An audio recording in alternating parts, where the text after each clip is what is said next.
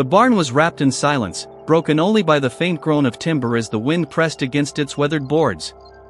Lantern light flickered through the cracks, casting jagged stripes across the dirt floor where dust hung heavy in the air.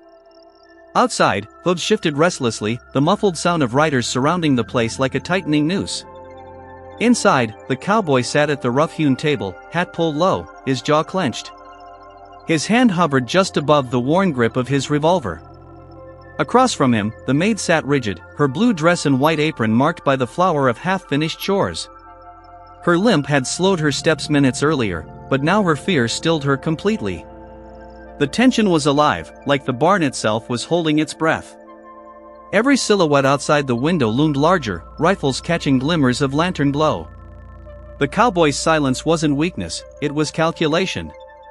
His brown coat brushed against the chair as he shifted, placing himself between the woman and the door. She looked at him, her pale eyes wide, lips trembling with words she dared not release. The bread she had carried earlier still sat on the table between them, a cruel reminder of how quickly ordinary life could collapse into mortal danger. From beyond the barn walls, a voice barked in order. The drawl carried authority, steel, and something else, the unmistakable tone of a man certain he had already won. The riders began to close in, their boots crunching on the gravel, spurs clinking like clockwork. Each sound pressed against the woman's nerves until she looked as though she might break. The cowboy lowered his head slightly, shadow swallowing most of his expression, but his eyes burned beneath the brim of his hat. He knew they weren't here for horses, and they weren't here by accident. The door rattled as a boot struck it once. A warning. Dust drifted from the rafters. The maid flinched, hands tightening in her lap, but the cowboy reached out and laid a steady hand against her arm. His touch was firm, grounding, and it stilled her shaking. Outside, another order came, louder this time. The sheriff's men wanted something. The cowboy's lips pressed into a grim line, his silence heavier than any threat he could speak. The woman's limp had slowed her, betrayed her vulnerability, but she had been caught in the storm only because she had crossed his path. Now her fate was tangled in his, and the men outside had no intention of letting either of them walk free. He tilted his head, listening to the scrape of boots as they fanned out, rifles raised, every step synchronized like hunters closing in on cornered prey. And that's when he realized, they hadn't come for the cattle. They'd come for him. The day before the barn was surrounded, the sun had spilled gold across the open plains, stretching shadows over the fence posts that lined the ranch. The cowboy rose early, as always, his movements deliberate, unhurried, as though the land answered only to time measured in hoofbeats and hard labor. He moved along the fence line with a hammer in one hand, nails jingling in his pocket, testing the wood with quiet strength. The smell of leather and dust clung to him, a mark of a man who'd long ago accepted that silence was both shield and companion. The maid appeared at the doorway of the small ranch house, carrying a basket of bread and linens, her apron crisp and white against the deep blue of her dress. She was young, no more than 24, and her beauty carried the freshness of someone not yet hardened by the cruelty of the West. Yet her steps were uneven, her weight shifting carefully on one leg. She hid the limp well, but not well enough to escape his notice. His eyes, sharp and patient, caught it at once. He said nothing, though the frown beneath his hat brim deepened. In town, the whispers had already begun. Strange riders had been seen near the ridges, shadows on the horizon that vanished as quickly as they appeared. Some said they were outlaws testing their luck, others muttered about the sheriff sending men out on errands not meant to be spoken of. When the cowboy rode in for supplies that afternoon, the saloon keeper leaned close, lowering his voice. "Best keep your doors locked," he warned. "A storm's brewing, and it ain't the weather." The cowboy nodded once, his face giving nothing away, though inside he knew trouble was drawing nearer. Back at the ranch, the maid knelt in the kitchen, kneading dough with careful hands. The air smelled of yeast and wood smoke, homey and warm, though her eyes betrayed unease. She looked over her shoulder often, as if expecting someone to appear at the door. When the cowboy returned, he set the saddlebag down and asked no questions, but the weight of silence between them grew thicker. She wanted to speak, to confess something, but her courage faltered each time his steady gaze met hers. That evening, as the sun sank behind the hills, painting the sky in streaks of fire, the cowboy walked the perimeter of the property. He listened for what did not belong, the snap of a twig, the rhythm of horses on distant soil. The world was quiet, yet his instincts prickled with warning. He had lived too long in this land not to know when it carried secrets. And tonight, it carried many. The maid placed the loaf of bread on the table, her limp more pronounced after the day's work. She caught him watching, her cheeks coloring with unease. "It's nothing," she whispered, though both of them knew that was a lie. The cowboy didn't press her, but as he sat down, he felt the air shift. Something was coming. Something that would test them both. And for the first time in years, he knew silence alone might not save him. The morning came with the smell of damp earth, a rare drizzle having passed over the plains during the night. The cowboy rose before dawn, his boots crunching softly over the wet dirt as he led the horses to water. The maid was already awake too, her hair tied back hastily beneath her bonnet, moving slower than usual as she swept the wooden porch. Her limp was more visible in the cool light of morning, each step carrying the ghost of old pain. He watched her for a moment, silent, before turning his gaze toward the horizon where dark clouds, not of weather but of men, seemed to gather. By midday, the first visitor came. A neighbor, Ezra Malone, rode up on a chestnut gelding, hat pulled low, spurs clinking with each step as he dismounted. He leaned close to the cowboy, voice low, warning him to mind his business. "That girl's got baggage," Ezra muttered. "You take her in, you take in her trouble too. Sheriff's already asking questions. Best thing you can do is send her away before the storm hits your door." The cowboy listened, jaw tight, but gave no reply. Ezra spat into the dust and rode off, leaving the words heavy in the air. Later, in town, the whispers sharpened. Some said the maid wasn't who she claimed to be, that she'd run from a man with power, maybe even from the law itself. The sheriff's deputy made a point of watching the cowboy closely, eyes narrowing as though daring him to slip. Others urged him to cut ties fast, warning that loyalty to the wrong person could bury a man deeper than any bullet ever could. Each word added weight, pressing him toward a choice he didn't want to make.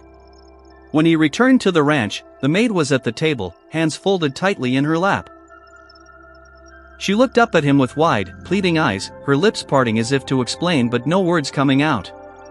He saw the tremor in her fingers, the way her shoulders sagged under a burden she had carried alone for too long.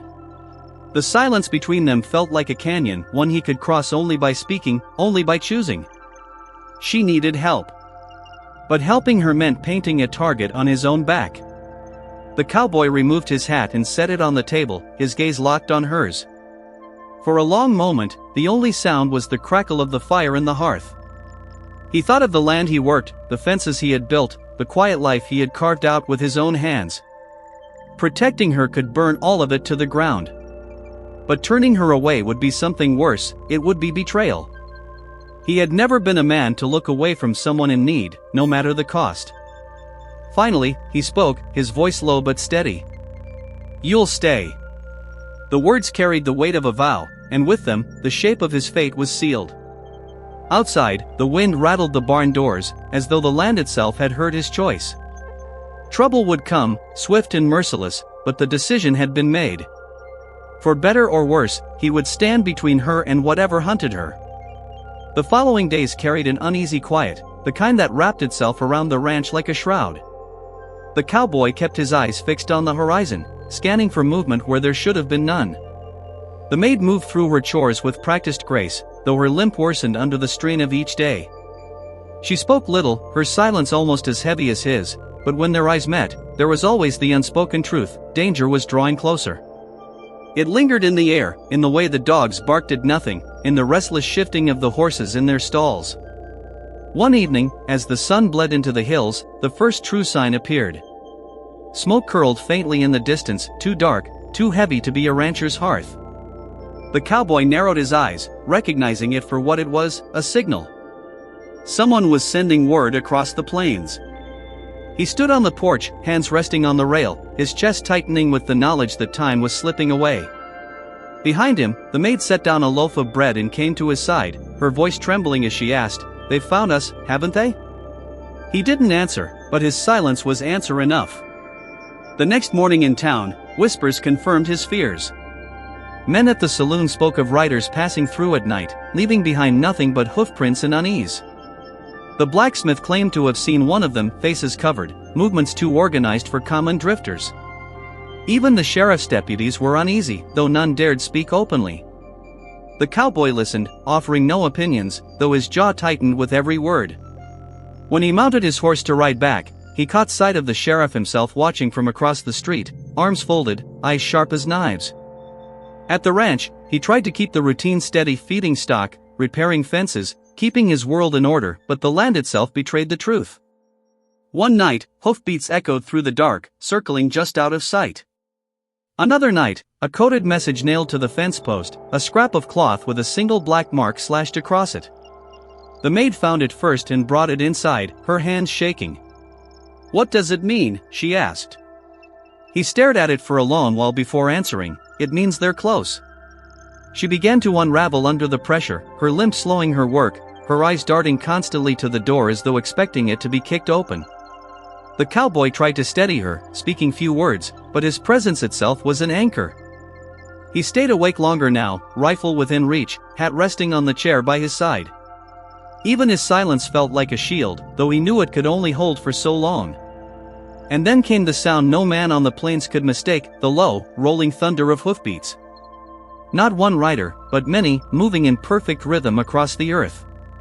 The cowboy rose from his chair, eyes narrowing, hand brushing against the cold steel of his revolver. The maid froze where she stood, her breath caught in her throat. Trouble was no longer on the horizon. It was at their very door. The hoofbeats drew nearer until they pressed against the night like war drums. The cowboy stepped onto the porch, lantern light spilling across his boots and casting his shadow long against the yard. He could see them now, riders materializing from the darkness, faces half hidden under hats and bandanas, rifles glinting in the moonlight. They stopped short of the fence, their horses snorting clouds of steam into the cold air. Silence settled for a moment, heavy and deliberate, before one man nudged his horse forward.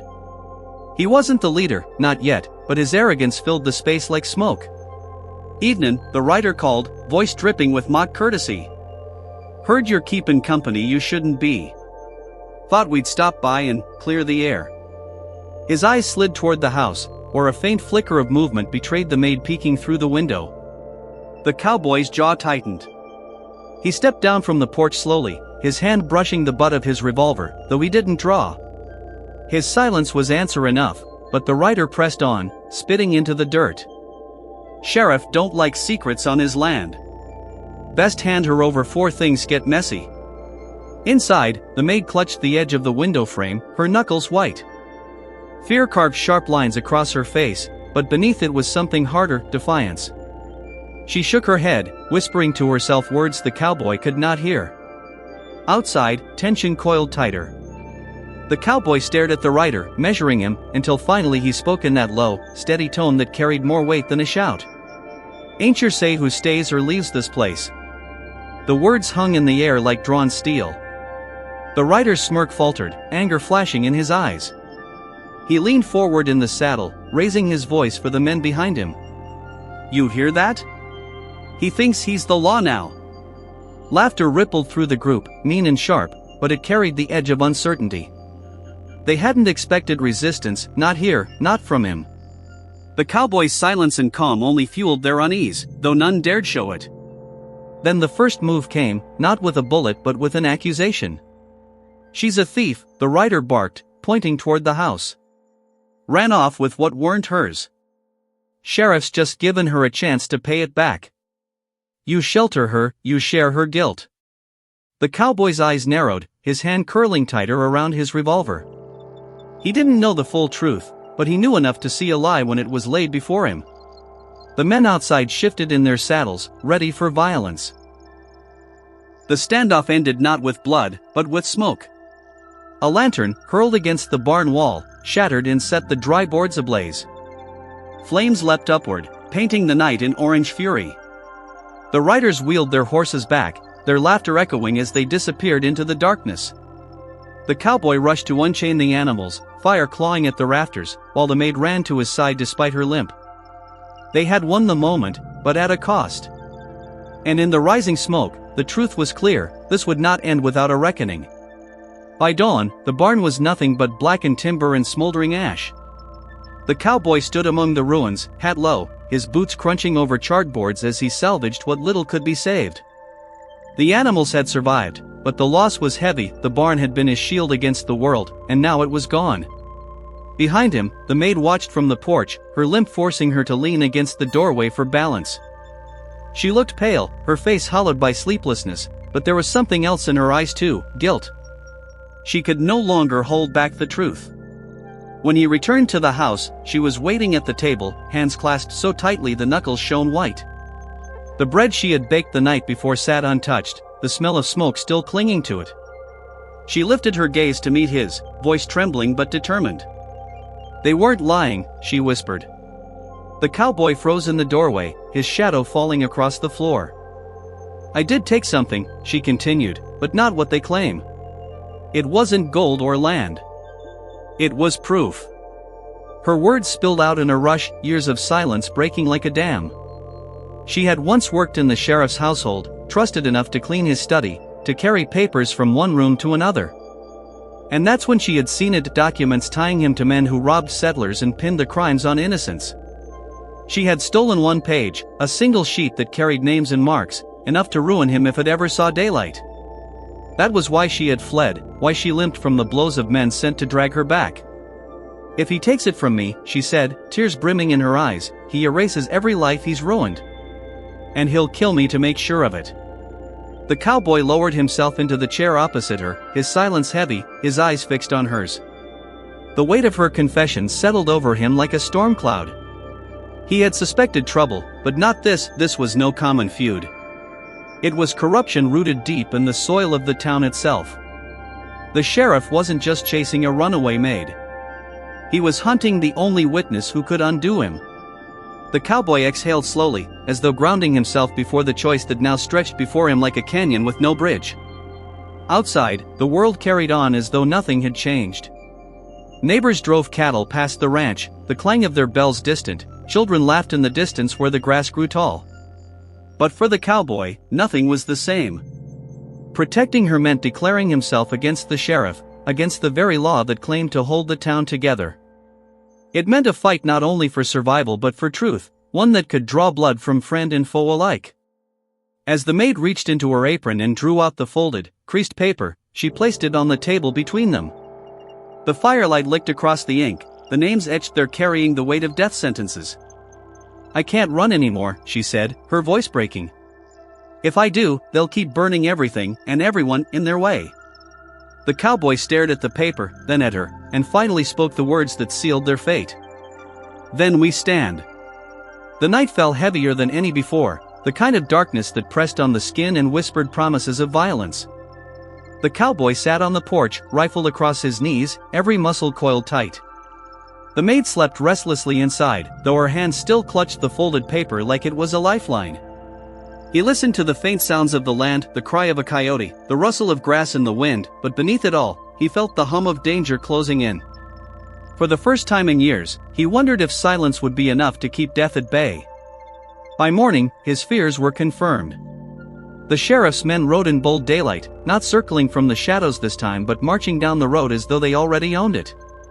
Dust plumed behind their horses, the sun glinting off rifles slung low at their sides. Neighbors peeked from behind shuttered windows, but no one stepped forward.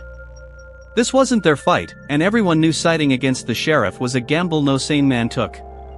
The cowboy stood tall on the porch, hat brim shadowing his eyes, but inside his chest his heart pounded like a war drum. The first words were bark-like commands, not conversation. "You've had your warning," one of the deputies shouted. "Hand her over, or we burn what's left of this place with you in it." The cowboy said nothing, but the weight of his silence cut sharper than any retort. He could feel the maid behind him, her presence trembling in the doorway, her limp slowing her step but not her will.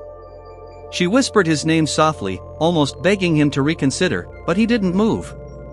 He couldn't. The riders spread out, rifles raised, circling like wolves preparing to tear down their prey. For the first time, the cowboy felt the sharp sting of hopelessness. He was outnumbered, outgunned, and one wrong move would turn the ranch into a graveyard. His jaw tightened, his mind racing. For years, silence had been his armor. But now it felt like a prison, locking him between death and betrayal. He closed his eyes for half a heartbeat, searching for a spark of an idea, anything that could shift the ground beneath their feet. And then he saw it, the paper. The proof she had risked everything to protect. It wasn't just a burden, it was a weapon. If he could get it into the right hands, the sheriff's power would crumble. But delivering it meant leaving the safety of his land, stepping into the lion's den where every man would be gunning for him. It was madness. It was suicide. But it was the only path left. He turned to the maid, his voice low and rough, meant only for her. "We ride tonight." Her eyes widened, fear and hope colliding in their depths. She nodded once, clutching the paper tighter against her chest. The cowboy looked back at the circle of riders closing in, and though the odds were stacked like mountains, the decision was made. Desperation had become their weapon, and with it, he would carve a way through. The town square was swollen with tension, every eye fixed on the two figures at its center. The cowboy stood tall, dust clinging to his coat, his revolver heavy at his side. Beside him, the maid leaned on the hitching post for balance, her limp more pronounced after the hard ride into town. Clutched against her chest was the folded page, the secret that had brought them both here. Across from them, under the shadow of the courthouse steps, the sheriff emerged broad-shouldered, eyes sharp, his hand resting on the butt of his pistol. The crowd murmured, part fear, part hunger for blood. "You've overstepped," the sheriff called, his voice carrying over the restless air. "That woman's a liar and a thief. And you," his finger jabbed toward the cowboy, "are a fool for standing in her way." His deputies flanked him, rifles gleaming in the sun, ready to draw at the slightest twitch. But the cowboy didn't move. He reached slowly into his coat, pulling free not his gun, but the crumpled paper. He held it high, so all could see. "This is what he fears," the cowboy said, his voice low but steady, slicing through the whispers. "Proof of every crime he's buried under your silence." The sheriff's composure faltered, just for a moment. His jaw tightened, his hand flexing against his holster. He barked for his men to advance, but the crowd stirred uneasily. For the first time, the townsfolk weren't looking at him with blind obedience, they were watching the page, watching the cowboy, weighing what truth might mean for them. A miner near the front shouted, "Let him read it." The cry caught fire, spreading through the crowd until even the deputies hesitated. The sheriff sneered, trying to reclaim control. "You think a scrap of paper will save you? These people know who keeps order here." He drew his pistol in a flash, pointing it straight at the cowboy's chest. Gasps erupted, the maid's cry breaking through the silence as she reached for him. But before the sheriff could fire, another voice rang out, a voice none expected. It was Deputy Harris, the youngest of the men, stepping forward with his rifle lowered. "Enough," he said, his gaze locked on his own superior. "I've seen what you've done. This ends today." Shock rippled through the square. The sheriff's face twisted with rage, but his grip faltered as his own man stood against him. Other deputies shifted, uncertainty spreading like wildfire. The balance of power cracked in plain sight, and the cowboy seized the moment.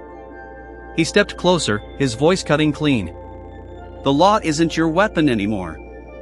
The sheriff stood frozen, eyes darting as the crowd pressed in with anger and disbelief.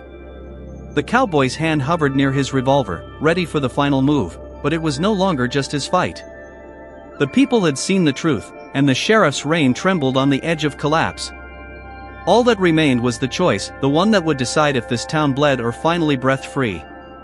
The silence in the square stretched thin, broken only by the restless stamping of horses and the low murmur of the crowd. The sheriff's pistol was steady, but his authority was crumbling beneath the weight of too many eyes, too many whispers. The cowboy held his ground, revolver still holstered, though every muscle in his body was braced for the shot that could come at any second. The maid clutched the page tighter, her breath ragged, knowing that one wrong move could ignite the square into chaos. Deputy Harris stepped closer, placing himself between the sheriff and the cowboy. His voice shook, but his words rang true. "We swore to uphold the law, not bury it. You've used us to silence good people." Murmurs of agreement rippled through the deputies, one lowered his rifle, another shifted uneasily in his saddle. For the first time, the sheriff looked small, not because of his size, but because his grip on fear and loyalty was slipping away. The cowboy took the chance. He raised his voice so everyone could hear. "This paper is proof," he said, eyes sweeping the crowd. "Names, dates, every crime pinned on the wrong men. How many fathers buried? How many families broken?" His words cracked open the hush like thunder. Mothers nodded, men muttered, and anger bubbled just beneath the surface. The sheriff's hand wavered, his pistol dipping slightly as he realized the crowd was no longer his shield. In desperation, the sheriff lunged, grabbing the paper from the maid's hands. She cried out, stumbling back, but the cowboy was already moving. In one swift motion, his revolver cleared leather, the barrel gleaming in the sun. The crowd gasped as the standoff reached its sharpest edge. The sheriff aimed wild, but before the trigger could break, Harris struck his arm aside. The shot cracked, echoing across the square, and a horse reared in panic. Smoke curled in the air, but no one fell. The cowboy stepped forward, revolver steady on the sheriff's chest. His voice was calm, colder than the steel in his hand. "It's over." The sheriff, chest heaving, eyes wild, looked around for allies but found only turned faces and narrowed stares. One by one, his deputies lowered their weapons, siding with Harris, siding with the truth. The page, crumpled but intact, was lifted high again by the maid, her hand trembling but firm. The square erupted, not in gunfire, but in voices.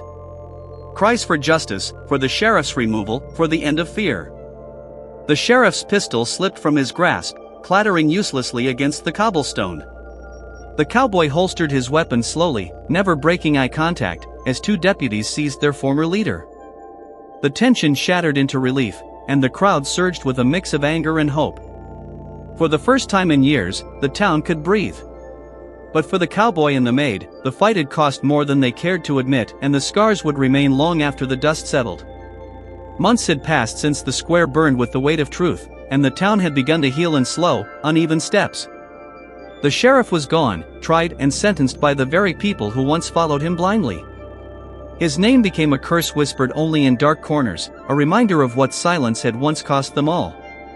In his place, new voices rose, men like Deputy Harris, who carried the badge not as a weapon but as a burden of honor. For the first time in years, the streets felt lighter, though the scars remained in every wary glance, every shutter closed a little too quickly at dusk. The cowboy had returned to the ranch, rebuilding the barn plank by plank. His hands were rougher, his back more bent from the weight of loss, but there was something steadier in his eyes now, as though he had accepted that peace was not given, it was carved. The maid stayed too, her limp still slowing her, though no one dared call her weak anymore. She moved through the house with quiet determination, no longer hiding the scar of her pain, no longer burdened by the shame others tried to chain to her name. Together, they shaped a home out of what had nearly been destroyed. Every so often, townsfolk rode out to the ranch, not with suspicion, but with gratitude. They brought bread, tools, small tokens of thanks for standing when no one else dared. The maid would smile shyly at their kindness, and the cowboy would tip his hat, his silence carrying more weight than speeches ever could. The people understood now that his quiet was not emptiness, it was a vow, the kind that spoke of loyalty carved deeper than words. On the first anniversary of that fateful day, the town gathered in the square once more. Not to fight, but to remember. A plaque was set into the courthouse wall, a simple mark of the moment when fear was broken. The maid placed a flower at its base, her eyes shining with both grief and pride. The cowboy stood a step behind her, hat low, his shadow long across the stones. The crowd parted around them with respect, no one daring to disturb their silence. Children played at the edge of the gathering, their laughter sharp against the quiet memory. Horses stamped in the distance, the air rich with dust and sun, the West carrying on as it always had. But something was different now, something earned. The town knew that truth had a price, but also a reward, and it was worth the fight. As the sun dipped low, painting the sky in fire and ash, the cowboy finally spoke. His words were few, but they carried like a bell through the square. Sometimes, in the West, the fastest draw wasn't the one that saved lives, it was the hand that reached out first. The crowd fell silent, holding the words like scripture. And as the cowboy and the maid turned to walk home, the dust of the town rose around them like a blessing, sealing a chapter that would be remembered for generations.